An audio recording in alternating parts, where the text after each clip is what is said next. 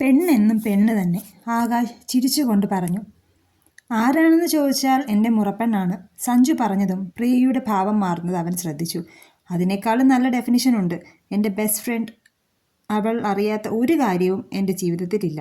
അല്ല, ഇല്ലായിരുന്നു എന്ന് വേണം പറയാൻ. ഇപ്പോൾ ഒരു രഹസ്യമുണ്ട്, അവൻ പറഞ്ഞു നിർത്തി. എന്ത് രഹസ്യം? അവൾ കൗതുകത്തോടെ ചോദിച്ചു. അതെ, കഴിഞ്ഞ ദിവസം ചുവന്ന ധാവണിയെടുത്ത ഒരു പെൺകുട്ടി ചുറ്റമ്പലത്തിൽ നിന്ന് വലതുകാൽ വെച്ച് നേരെ കയറി എൻ്റെ ചങ്കിൽ കൂടിയിട്ടേ. അതുമാത്രം അവൾക്കറിയില്ല. സഞ്ജു ഇത്രയും പറഞ്ഞതും പ്രിയ ചിരിച്ചുകൊണ്ട് ക്ലാസ്സിലേക്ക് ഓടിക്കയറി. അവൻ ചിരിച്ചുകൊണ്ട് ആകാശിനെ നോക്കി. എന്തൊക്കെയാടാ ഇത്? ആകാശ് ഒന്നും മനസ്സിലാകാതെ ചോദിച്ചു.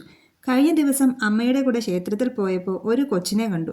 ലവ് അറ്റ് ഫസ്റ്റ് സൈറ്റ് എന്നൊക്കെ വേണമെങ്കിൽ പറയാം. അതാണിപ്പോൾ ചിരിച്ചുകൊണ്ട് ഇവിടുന്ന് ഓടിപ്പോയത്. ഇപ്പോൾ കാര്യം ക്ലിയർ ആയല്ലോ, സഞ്ജു ആകാശിൻ്റെ തോളിൽ കൈ ഇട്ടുകൊണ്ട് പറഞ്ഞു.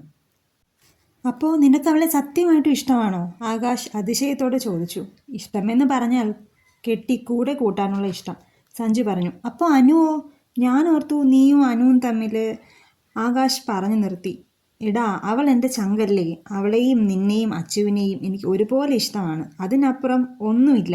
പിന്നെ നീ ഇപ്പോൾ ഈ പറഞ്ഞത് അവളെങ്ങാൻ കേട്ടിരുന്നെങ്കിൽ നാളെ രണ്ടും ചിരിച്ചുകൊണ്ട് ചരമകോളത്തിലിരുന്നേനെ, സഞ്ജു പറഞ്ഞു. അനു, പനി എങ്ങനെയുണ്ട്? ഫോണിൽ അച്ചുവാണ്. കുറവുണ്ട്. ഒരാഴ്ച ഡോക്ടർ റെസ്റ്റ് പറഞ്ഞു. പിന്നെ ഈ രാധുവപ്പ എന്നെ ഇടം വല്ലം തിരിയാൻ സമ്മതിക്കില്ല. എൻ്റെ അമ്മയ്ക്കില്ല ഇത്ര വിഷമം, അനു ചിരിയോടെ പറഞ്ഞു. അപ്പോൾ അമ്മായിയമ്മയ്ക്ക് മരുമകളോട് സ്നേഹമുണ്ട്, അച്ചു പറഞ്ഞു. ആ, അതൊക്കെ പോട്ടെ. നീ കോളേജിലെ വിശേഷം പറ. വാനരപ്പട എന്തെങ്കിലും ഒപ്പിച്ചോ? അനു ചോദിച്ചു. ആർക്കറിയാം, ഞാൻ എങ്ങും പോയില്ല, അച്ചു പറഞ്ഞു. അതെന്താ നീ പോവാത്തത്? അനു ചോദിച്ചു. നിനക്ക് പനിയല്ലേ, അതുകൊണ്ട് ഞാനും പോയില്ല. എനിക്ക് വയ്യ ഒറ്റയ്ക്ക് ക്ലാര മാമിൻ്റെ വഴക്ക് കേൾക്കാൻ. നീ കൂടി ഉണ്ടെങ്കിലേ ഒരു രസമുള്ളൂ. അത്രയും പറഞ്ഞ് അച്ചു കോള് കട്ട് ചെയ്തു. ദിവസങ്ങൾ കടന്നുപോയി. സഞ്ജുവും പ്രിയയും കൂടുതൽ അടുത്തുകൊണ്ടിരുന്നു. എന്നാൽ അനു ഇതൊന്നും അറിയാതെ സഞ്ജുവിനെ പ്രണയിച്ചുകൊണ്ടിരുന്നു. എന്താ എൻ്റെ രാജകുമാരിക്കൊരു ആലോചന? രാധു എപ്പയാണ്? അവർ ഡോറ് തുറന്ന് മുറിയിലേക്ക് വന്നു. എന്താടാ, കുറച്ച് ദിവസമായല്ലോ, എന്താണെങ്കിലും അപ്പയോട് പറയേ, അവർ അനുവിനോട് പറഞ്ഞു. ഏയ് ഒന്നുമില്ല അപ്പേ, ഞാൻ എന്തോ ആലോചിച്ച് ഇരുന്നു എന്നേ ഉള്ളൂ. അനു അങ്ങനെ പറഞ്ഞെങ്കിലും എന്തോ സാരമായ കാര്യമുണ്ടെന്ന് രാധുവിന് മനസ്സിലായി. എന്താടാ, വല്ല ഗന്ധർവനും കൂടിയോ? പെട്ടെന്നുള്ള ചോദ്യത്തിൽ അനുവിൻ്റെ മുഖം ചുമക്കുന്നത് രാധു ശ്രദ്ധിച്ചു. അവർ ചിരിച്ചുകൊണ്ട് അവളുടെ അടുത്തിരുന്നു. പറയടോ, ആരാ കക്ഷി? രാധു ചോദിച്ചു. അത് പിന്നെ അപ്പേ, ഞാൻ പറയാം, പക്ഷെ ആരോടും പറയില്ലെന്ന് ഭഗവതിയെ കൊണ്ട് സത്യം ചെയ്യുമോ? അവൾ ചോദിച്ചതും രാധു സത്യം ചെയ്തു കൊടുത്തു. അപ്പേ, എനിക്ക് നമ്മുടെ സഞ്ജുവിനെ. അവൾ പറയാൻ പാടുപെട്ടു. കാര്യം മനസ്സിലായതുപോലെ രാധു അവളെ കെട്ടിപ്പിടിച്ചു. അമ്പടി, കീരിയും പാമ്പും പോലെ നടന്നിട്ട് ഇതാണല്ലേ രണ്ടിൻ്റെയും മനസ്സിലിരിപ്പ്, രാധു അവളെ കളിയാക്കി. ഓ എൻ്റെ രാധു, ഒന്ന് പതിയെ പറയേ, ആരെയും കേൾക്കും, അവൾ പറഞ്ഞു.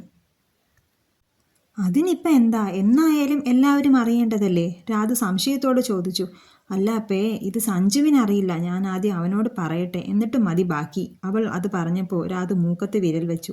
ശരി, എന്നാൽ അത് ആദ്യം നടക്കട്ടെ. പിന്നെ പെട്ടെന്നായിക്കോട്ടെ, കോളേജ് തീരാൻ ഇനി 2 മാസം കൂടിയേ ഉള്ളൂ. അതിനു മുന്നേ പറഞ്ഞേക്കണം കേട്ടോ, രാധു പറഞ്ഞപ്പോൾ അവൾ തലയാട്ടി. രാവിലെ കോളേജിൽ പോകാൻ അനുവിന് പതിവിലും ഉത്സാഹമായിരുന്നു. രണ്ടുപേരും ഒരുമിച്ച് തന്നെയാണ് പോയത്. എന്നും കലപില സംസാരിക്കുന്ന അനു ഇന്ന് ഒന്നും മിണ്ടാതെ ഇരിക്കുന്നത് കണ്ടപ്പോൾ തന്നെ സഞ്ജുവിന് എന്തോ പന്തികേട് തോന്നി. അവൻ കാറ് ഡ്രൈവ് ചെയ്യുന്നതിനിടയിൽ അവളുടെ നെറ്റിയിൽ ഒന്ന് തൊട്ടു. എന്താടാ, അവൾ ഞെട്ടിക്കൊണ്ട് ചോദിച്ചു. നിനക്കെന്താ, അസുഖം വല്ലതുമാണോ? അവൻ ചോദിച്ചു. ഏയ് ഒന്നുമില്ലടാ, അവൾ പറഞ്ഞു. എന്തേലും ഉണ്ടെങ്കിൽ പറഞ്ഞേക്കണം, വെറുതെ മനുഷ്യനെ പേടിപ്പിക്കരുത്, അവൻ പറഞ്ഞു. കാർ കോളേജിന് മുന്നിലെത്തി. നീ ഇറങ്ങിക്കോ, ഞാൻ പാർക്ക് ചെയ്തിട്ട് വരാം, അവൻ പറഞ്ഞു. സഞ്ജു, എനിക്ക് നിന്നോടൊരു കാര്യം പറയാനുണ്ട്. നീ എപ്പോൾ ഫ്രീ ആകും? അവൾ ചോദിച്ചു. നിനക്ക് വേണ്ടി ഞാൻ എപ്പോഴും ഫ്രീ അല്ലേ, പറഞ്ഞോ, അവൻ ചിരിച്ചു. ഇപ്പോൾ വേണ്ട, പിന്നെ നീ വന്നാൽ മതി, അത്രയും പറഞ്ഞ് അനു നടന്നു. കാറ് പാർക്ക് ചെയ്തപ്പോൾ കണ്ടു പ്രിയ തന്നെയും കാത്തു നിൽക്കുന്നു. അവൻ എന്തോ സന്തോഷം തോന്നി. അനുവിൻ്റെ കണ്ണിൽ പെടാതെ സല്ലപിക്കാൻ ഇതല്ലാതെ വേറെ സ്ഥലമില്ല. അതുകൊണ്ടാ എന്നും രാവിലെ ഇവിടെ വെച്ചാണ് മീറ്റിംഗ്. പിന്നെ ക്ലാസ് കട്ട് ചെയ്ത് നേരെ ക്യാൻറ്റീൻ. അനു ഒരു പഠിപ്പി ആയതുകൊണ്ട് വലിയ കുഴപ്പമില്ല. കാറ് പാർക്ക് ചെയ്ത് അവൻ പ്രിയയുടെ അടുത്തേക്ക് നടന്നു. അവരുടെ പ്രണയം പോലെ പെയ്യാനൊരുങ്ങി കാർമേഘങ്ങൾ മാനത്ത് ഒത്തുകൂടി. തൻ്റെ അടുത്തേക്ക് നടന്നു വരുന്നവനെ പ്രിയ നോക്കി നിന്നു. അപ്പോഴേക്കും മഴ പെയ്യാൻ തുടങ്ങിയിരുന്നു.